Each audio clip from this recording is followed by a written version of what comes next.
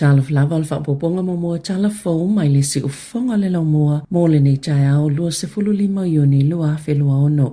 Wa whailo atu le atunu ele ofisa wa ai tau ni la pata inga o savili malolosi mo Wellingtone le tu isa ai o Sedan i Marlborough whaapea ima le Marlborough Sounds ama tamai le tu lai valu le poa na nei whaapea la pata inga mo la au mapo ele tise o le hawha le angaina whaatasi amanisi mea tō tino i le ole leo na wha mau mau. Le taimi nei ua afia tala whātai i sauti o Wellingtone mo Wairarapa i la pata inga o ngālu mawalulunga e iei nisi o malanga wa au le Inter Islander ma le Blue Bridge ua le whaatau na uina i le so ma le asfareile whaapei manisi o malanga a le Blue Bridge i le asoto o nae. Na tā ua le Met Service e o atu i le ono mita le mawalulunga o ngālu e ono whawhati le tai au le asfareile. Maono o atu lava i le fitu mita le mawalulunga Peita e na whaalia le pulenga le puipuinga lau tele ma whaalau lau whaafose i a Wellingtone o le mawalulunga o ngalu e le o tutusa malatulanga lea na awhia i le a ai i naiva i asau tuana i atu. Mai ono le eifo i se fuafanga i whaamano si ai nisi e o ese mai o la tau whale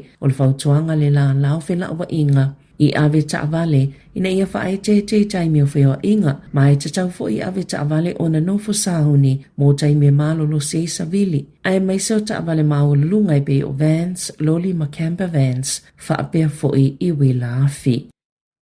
Ua pasielo na whaitaunga mulmuli le tūlafo noi whaatulanga i taui mō tangata na awhia i sāwanga po whainga le tala whea ngai a o iai lalo le tau singa le mālo ma tō whia i se sui e filifilia tangata e ta tau na anga waa mō ia taui o nisi o aia inga e anga waa i tangata i talo sanga mō taui la whaatulanga ina lea ele la la e nafa mai a tūlanga e ele talo tununga o lea o atu i le valu se fulu lea whainga o talo sanga le tau sanga peitai I ono umatupe pe afa i tele talo sanga pe ona ta uai reporti ale Radio New Zealand.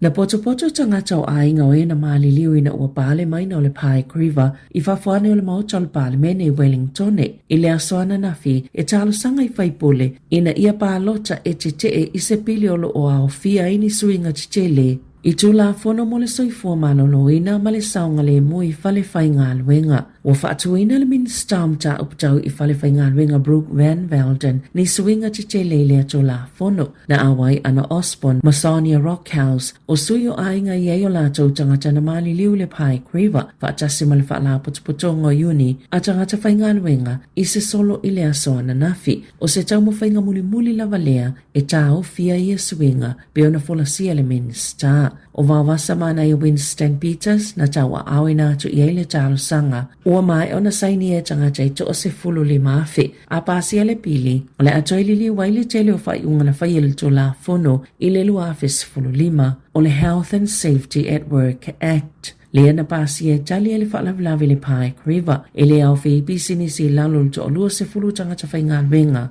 Mai ai inga o ngā luenga I ono lama ti ai. So I fua o tangata fai ngā luenga. E te ele crane ma le leipa I le pili. Na I ele fuafanga I pasi ele pili ana nafi. I lona whaitaunga whaalua au le I o ato I le whaitaunga whaatolo. Ua whaawau pea ona lili watu tangata I alato teo ngā tupe o Kiwi Saver. Mo se fisosoni ona o tūlanga whainga tā. I whaamaunga lo fiso tupe maua. E lima afe ma le iwa se fulu tangata na tala lato Kiwi Saver. Ona ole le lawal whaasoa pe ona mulma wina le masina o me. Si itia mai le whaafe iwa se lau wha se fulu. Na iai I le masina o me lua afe lua lima. Na tala itua le fast full tolu te simaleiva miliona tala. Ua maua lalo ifo mai le wha te simale 2 miliona tala. I le tausanga I tua atu. Na whaalia David Callanan. Le pule silo lo fisa mawainga tustusia. O lo whaupopo ina pele numero talo sanga. Mai le tausanga I le tausanga. Peita ai o lo tu mau pele tupe au wha I tele ina tala. I le vao le valu afe 5 se lau. Ma le iwa afe tala. Na whaalia Christian Lee Consolidates Fix. E whase lau 5 sfulono talo sanga na whaawi atu ia. Mai whaala putuputongo te wina Kiwi Saver. I le masino me. Ma usi itia mai le whase lau li tau sanga talwai. Mai lua se lau 2 sfultasi talo sanga. Sama whaiona tala la tau Kiwi Saver. Si itia mai le se lau 2 sfultolo. I le tau sanga talwai. Wa whaasala le tau le a Canterbury, na whaiani ta alonga whai tupe pito silo na whaasolo tula whono i totono New Zealand, na whaasalaina wai oriki Roy Jones, malana kamupani o le Jones LRC Limited, ili whaamusinonga whaitu malo i kalai steti, ona olona whaiani ta alonga whaapea, na mawali sefulu tasi miliona ta lai le tau sanga. Na whaalie whaamasino Raul Neve, ele avea Roy Jones ili whalapui, ma o sa mata upu tele, ai tele fo iwae ngai mo mio na toi iloina, na whaiele matanga luenga mata upu le lo toi whale, mo lia ngai whaasanga ya Jones malana company le masino me, lua whelua wha, ona olona whaatulanga ina na ta'alonga whaitupe le whaatanga ina le tola fono, ai mawai ana polo fiti. Na whaavaile Jones LRC Limited ia uni lua whelua tasi, ai o mai a me lua whelua lua, wa whaatau mai ma whaatau watu taavale na whaongai na mua, o le tau sanga fo ilea, na amatai le tau le amalan kampani o na whaonga taavale whaieni sei, po o ni tupe whaieni whaailonga, e ui na ia whaatulanga ina o se polo kalame talia i lalo tula fono, i whaalawi loa moni o loa whaatau watu, ini tau pa u peitai, na taa ua, e leo mawhaiona usta ia ma au sia i tuunga, po o aia inga o polo kalame whaalawi loa ni pa u olo o whaia, sa iele taimio ia ta alonga, na o atu lava whailonga ile mau o le whale, po o se whailonga tupe fitu se lau wafe ta la. E tu samalto ono se flui wafe 5 se lau, ni tangata na whaatawina ni pepa mai whaalawi loa o ia sei, i tutono o le se fulu lua ma sina.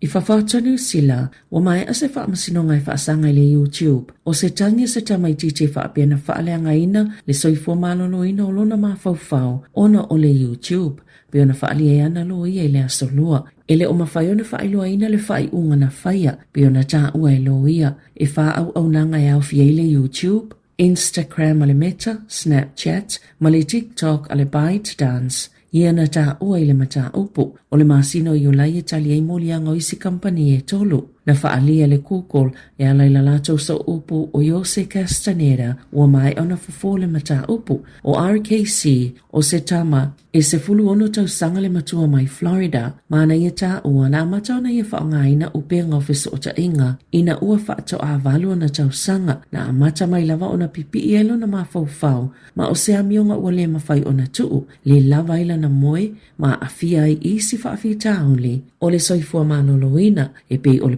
pole male atu vale e tu sai ma whaamau maunga le whaamasinonga. O le asolua sulfito i ulai leo whaatulanga mo isi whaamasinonga e silia male tolu afe tolu se lau. Ni tangi o lo o au fieni talo sanga i whaatatau i a fianga ua le mawhai o na tuule nau i fiso o ta inga i lunga le interneti le whaapea o lo o tatalia nei i le se tete o California.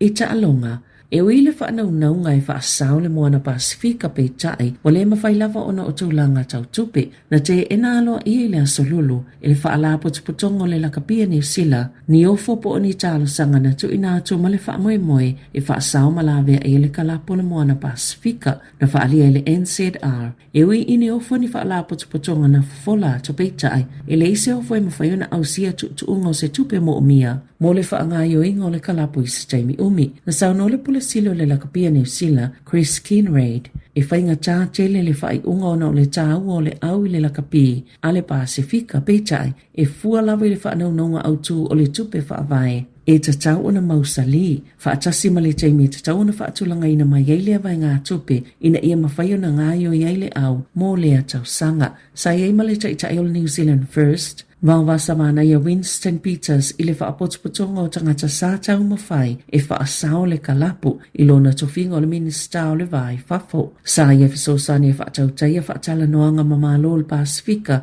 whaapea fo imane whaala potuputonga e ona mawhai ona lango i le kalapu. Na Sāmoa Kinraid e wile whai unga pe ona te ena ina i talo sanga na tu inatu e whaasao ina i le kalapu. Peitai e le o tāpu nia le whaitotoa i le lumanai o se aua le Pasifika e tu sama le 8 miliona tā la. Se ai tā la fol moana Pasifika i niso whaala potuputonga e au fie le lua te sima le 7 miliona tā la o se nono ngā tupe mai le Sport New Zealand e tu sai Marie poti mua mai le vaenga o loo whaatau tai le kalapu masa ili tupe e tutongi ai tā la fo. Tā la fo wia mai le si ufonga le lau mua mo le nei vaenga o le tai ao.